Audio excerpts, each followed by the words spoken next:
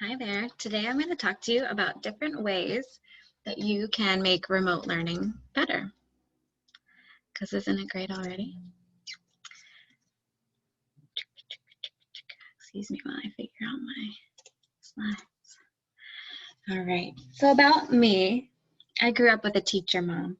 My mom is a huge support of me, and so she's definitely going to watch this. And I think she and I both know that having a teacher mom was both a blessing and a curse. It's really hard for parents to be both the parent and the teacher. I hated absolutely anything teachery that my mom said. I imagine lots of non-teacher parents are starting to experience that as well. I have it coming my way. I'm a speech pathologist and I've been working in the schools for 5 years. So I've learned lots of creative ways to help all types of learners access the curriculum. I've worked as a consultant, contracted to special ed schools, regular ed schools. I've seen a lot of great systems in place. And while I'm not a special ed teacher and my focus is speech and language, another area of my scope of practice is executive functioning. And there's a lot of executive functioning involved in setting up remote learning to be successful. Executive functioning, if you don't know, is planning and executing a plan. It's definitely something that is impacted for kids who have ADHD, but also in typical development, your executive functioning is weaker until your frontal lobe develops around 18 to your mid-20s. So it's something that most of the kids doing remote learning are gonna struggle with, and we can support really well at home. So my one financial disclosure is that I am the owner of Kayla Calabro Speech Services. I'm a speech pathologist and I see kids privately via teletherapy. So that's about me. Let's keep going. So there's a problem right now. Lots of parents are figuring out that remote learning is challenging. We already knew it was challenging, and there's a whole new slew of challenges with the plans that schools have come up with. Some schools have the kids in front of the laptop all day, like with this very strict schedule and what seems like not a lot of flexibility. Some parents are finding that their kids need a lot of help with the technology side of things and keep interrupting them, but like you have to work, so it's challenging. And yeah, so some parents are homeschooling for the first time. So there's a lot of different ways that we can frame the home environment to support learning. So I thought I'd come up with 7 different ways that I've learned that have been really helpful for my students over the years. So number 1, I think the first piece of information that I can share with you is pretty obvious. So you're not your child's teacher, you're their parent. You're the one who they melt down in front of. They don't always have to hold it together with you. Lots of my students at school hold it together all day long, get home, and I hear stories of like hissy fits or crying jags or any of that they just don't show at home because they hold it together for teachers. There's not that filter right now, so you're gonna see maybe a different side of your kid. This makes it so hard to be the parent of a remote learner. Think about your priorities and choose your relationship first. So while your child may fall behind during this period, they're certainly not alone. And losing the trust and the bond of a parent relationship, think about the long-term effects of that. So always, in my humble opinion, always prioritize your parent-child relationship. Work on that, and later the academics can come. Your child will be more motivated to work with you if you have a strong relationship, if you can work together, and if they think you understand them and where they're coming from. So here's my Venn diagram of what I was just saying. So you can be a parent and you can be a teacher, and somewhere in the middle, you can be really frustrated. So yeah, I think I want you to prioritize being a parent, and that's really message number 1. So moving on to number 2, I am, again, a speech path, and I have a soapbox, and I'm about to step onto it. Do you use a to-do list? Do you use your phone as a reference?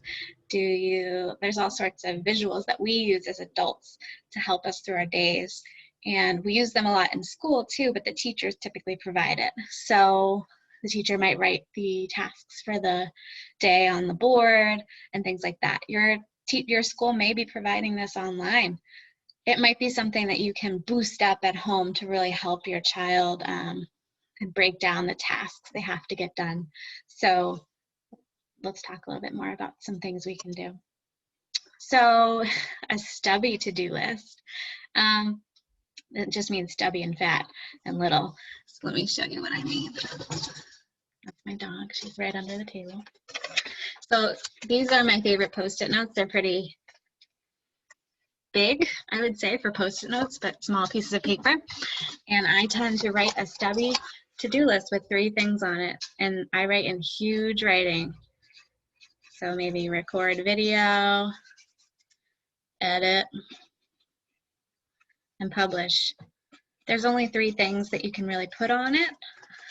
You can only really fit so many things. Excuse me. So the good thing about a stubby to-do list, especially if you use a Post-it note, is you can put it somewhere important and your kid won't forget it. So that's a really good way, and it's only 3 things, and it makes it look a lot more manageable. So that's one visual support you can use to kind of help organize your child with remote learning. Another one is backward chaining to build independence. This is very much a therapy strategy. So when I'm helping a child say a word, I will have them say just the sound, and then I might have them say the sound in the syllable, and then I'll have them say the sound in the word, and then etc., etc. Or if you think about something all the kids are working on right now is logging in with a password. So I might have my child, we might write out all the different steps to log into Google Classroom. And so step 1 is go to Google Classroom. Step 2 is fill in my password. Step 3 is find the class I need. Step 4 is find the assignments page, right? So I might do steps 1 to 3 for them, and then have them find their assignments page for step 4. Then, once they get really independent with that, I might do steps 1 and 2, log in and get to the right page, and have them do the next 2 steps independently or with a little bit of help. And then etc., etc., etc., you get through to the end and they can do all of the steps together. Why is this in my visual support section of this? I think because a checklist would really help that become independent a lot faster. So if you can sit down and think through, and this is the parent job, think through all the things your kids have to do in a day and you want them to be independent at, and go through and write literally every step of that process, and then they can use that as a resource to help them become independent at it. There's a lot of work a lot of front loading the work at the beginning, but hopefully it will be worth it in a few months when you can say, hey, go log on, and they do, and they're successful and they're independent. So that's kind of the work you need to think about doing with your kid if you are maybe a parent who has to work a lot while their kid is also working at home. Like if you're working at home and can't have that many interruptions, take the time maybe at night after work to work through some of these processes with your kid or your child, and then later on it will become more smooth. So third thing is choices.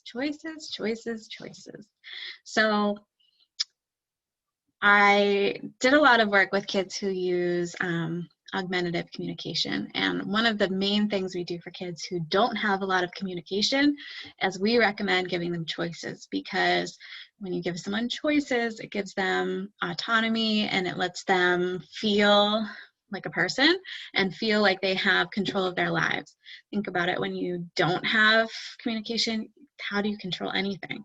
But when you have choices, you feel more in control. This applies to all areas of your life. When I'm scheduling a new client, I'll give them 2 choices and they feel like they're in control, and I feel like I'm in control because we're gelling, we're able to both have choices. So think about scenario number 1, and think about, or notice, I would say, how you're feeling when I say, I want you to do your math homework, then your science homework, and then watch your video on YouTube and write a summary. Do you feel in control? Do you feel like that sounds like a fun day? And then try scenario 2. So you have a lot on your plate today. You have math, science, and a video summary. Which one would you like to do first? Maybe then, which one would you like to do second? Which one would you like to do third? And then you could go back to that stubby to-do list and make it, what do you want to do first? What do you want to do second? And what do you want to do third? Again, so I know you don't like to do your math, but we can make it more fun. We can play a board game while we do your problems. Which game would you like to play? So if they're really putting on the brakes and trying to get, like when you try and give them they're putting on the brakes about the work, try giving them a choice. Okay, so if they're saying, I don't want to do it, you do it. You go on and talk to my teacher. Try giving them a choice. Do you want to go talk to your teacher wearing a funny hat? Or do you want to go talk to your teacher and, I don't know, use a funny voice? And hopefully their teachers are okay with that, right? So being flexible is going to help your kid participate better. So sometimes a choice can be between 2 crummy situations. Do you want to do your math assignment or your research project? And kids are going to be like, I don't want to do either of those. Help them stick with that type of a decision, because in the long run, that's going to help them become more resilient and better workers in the workforce. So stick with it. It can be uncomfortable. They might push back a little, but still giving a choice, even if it's a crummy choice, is worth doing. So I also highly recommend pulling in play. Like I said, pull in some games, make it fun. You're not a teacher and you're trying to preserve your relationship with your student. I benefit from also not being a teacher and being a speech therapist, and sometimes they think all we do is play, which is not true. But if they're doing something with a lot of repetition, games like tic-tac-toe or hangman or Candyland are a great way to get repetition without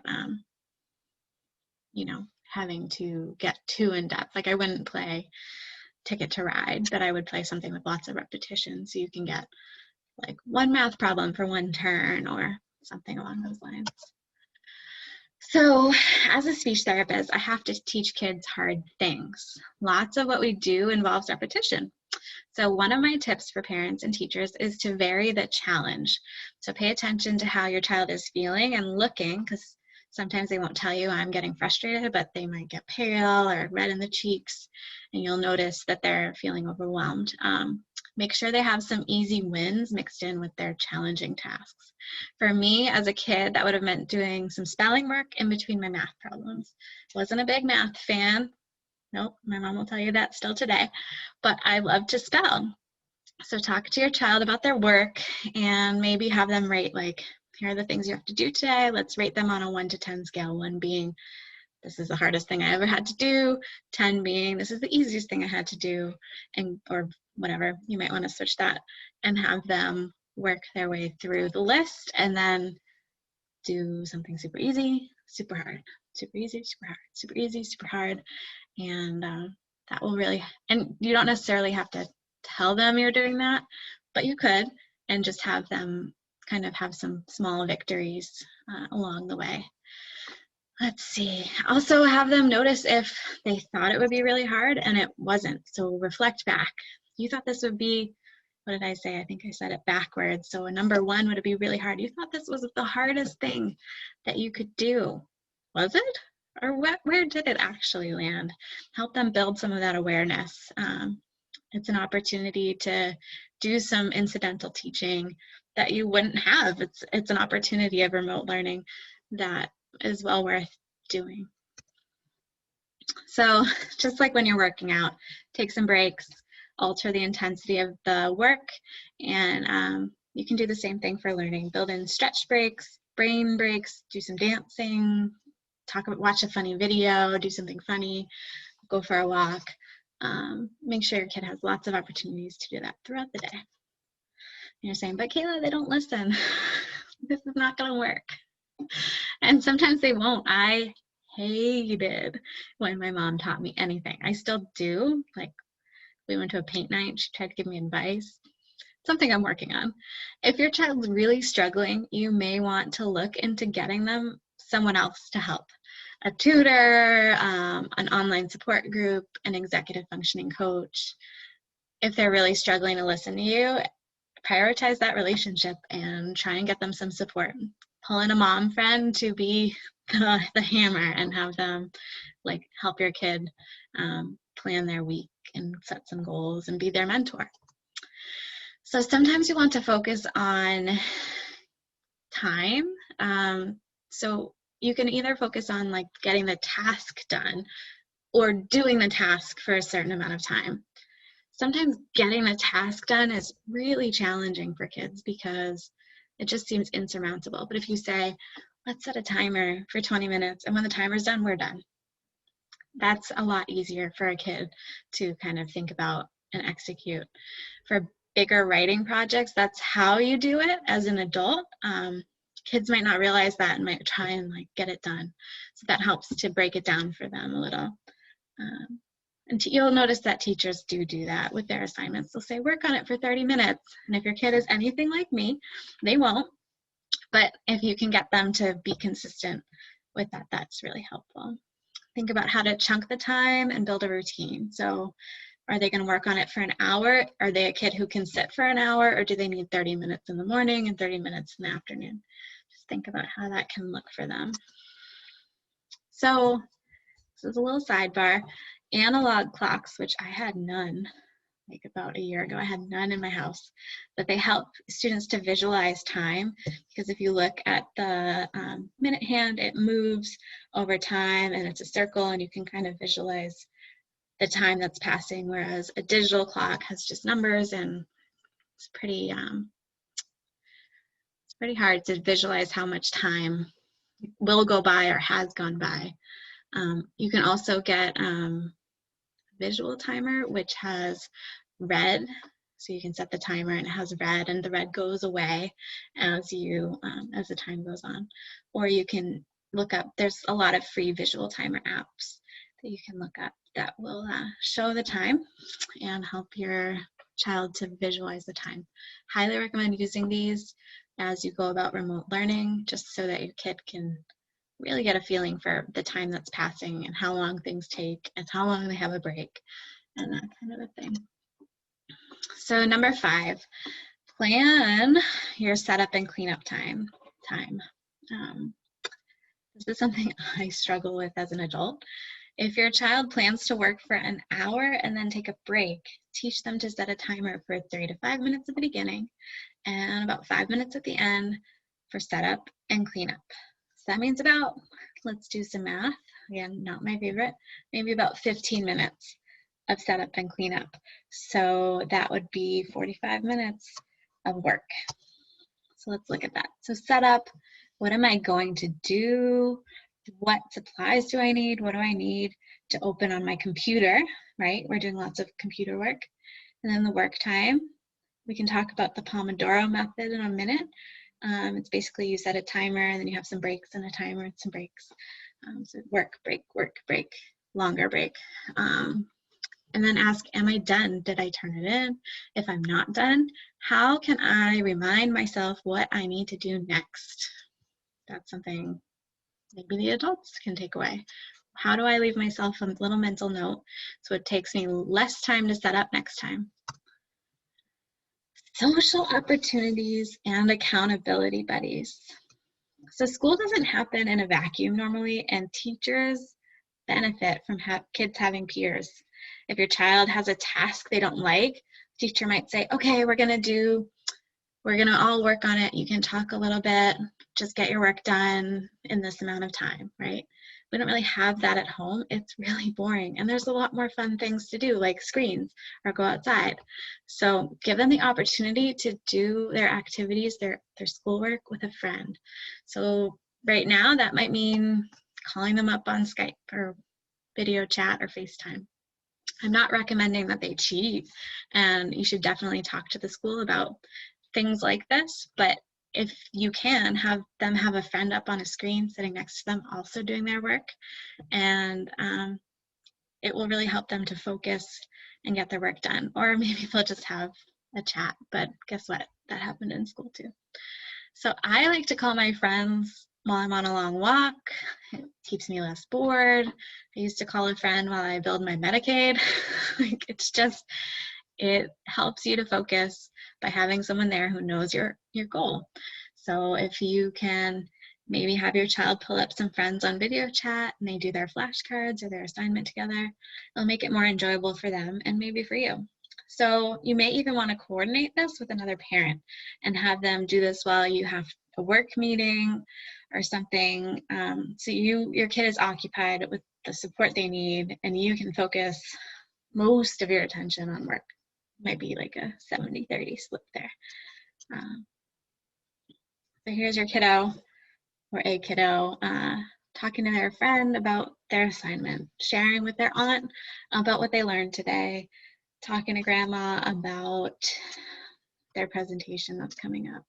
These are the things that you can incorporate that will help to build that social emotional connection and help them to get their work done at home.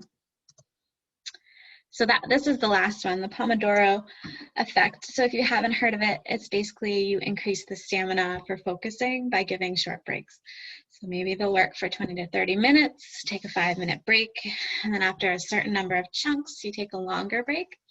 I'm not even going to tell you the specifics. You can Google the actual Pomodoro method, but think about it for your child. If you have a really little kid, you might be having them focus for 15 minutes on a game and then taking a 5-minute break and doing that twice, and then they're done for the day.